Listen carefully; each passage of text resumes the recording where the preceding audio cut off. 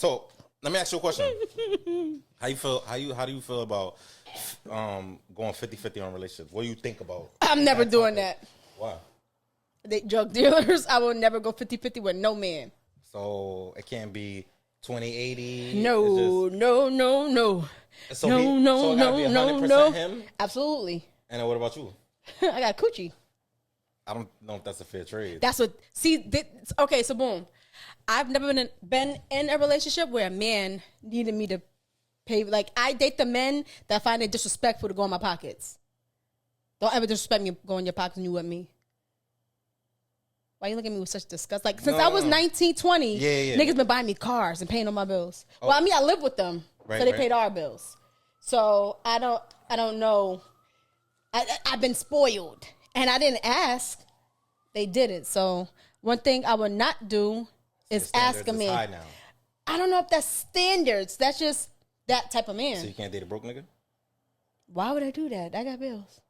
You see this bag? A broke nigga with a dream. This bag wasn't cheap. So what that mean? This some people's rent for the year. I mean, but what does that mean? So let me ask you a question. You feel like value makes someone better in life? No, I never said that. No, I just want to date a man who has value because I don't think make them better. But if I'm gonna date you, I feel like we've grown. So like I've dated men who didn't have as much as I. You good? Yeah. The hair's growing on your chest? Yeah, word. I'm listening to what you're saying too, you know? But I've dated men that had less, and it kind of sucked more when it didn't work out versus having something. At least I still drove from my nice car. And they bought me luxury cars like Benz, Jags, BMWs, Audis, like nice. I mean, I dated. I feel like when it comes to men and women, if some women are like financially stable and they got money. Like, cause I've dated a woman, like she got mad bread. Feel me? She ain't even want me to pull money on, but then she want to act like a mother. Feel me? And I ain't got no time for that. Like, nah.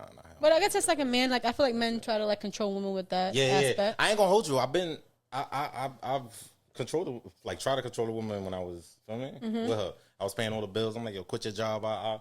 But she got stressful. I don't know. Yeah, but that's why they drug dealers and like, and I dated guys who had a lot. I had the most. A guy who had the most money, he wasn't a drug dealer. He actually was like a regular, not a working guy, but he had a job that required him to have a lot of money, thankfully. And so I don't date drug dealers no more because I'm not doing it. I would never do a bit. Scammers? I would never do. Scammers are cheap. Scammers don't give you money. They give you things. I don't want things. I need money. And he's telling you, here, take this. Go flip it. I'm going to take the Chanel bag. Go flip it. But they wasn't scamming Chanel. They were scamming Balenciaga. You rather the drug dealers? Yo, here's some coke. Go sell it. No, they would just give me that for Christmas.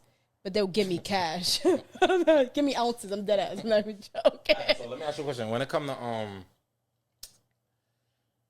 I feel like everybody should date within their means. Yeah, of course. But if two people are grinding and they both got a mission, sometimes it's necessarily not always 50-50. It could be 80-20 or 70-30, you feel me? I've slipped up and fell into that relationship before, like I said, but like, particularly I like when they pull up on me and say I'm nice and shiny and like cream guts or peanut butter red guts with the suede roof and like the nice chairs that heat up and cool down. And when you pull up, it just looks nice. You just sinking that seat? You just look mad cute. You take your selfies. You like this. You can control That's my man. That's my man. You can control me. No, they can't control me. I have more money. Oh, so you just run away?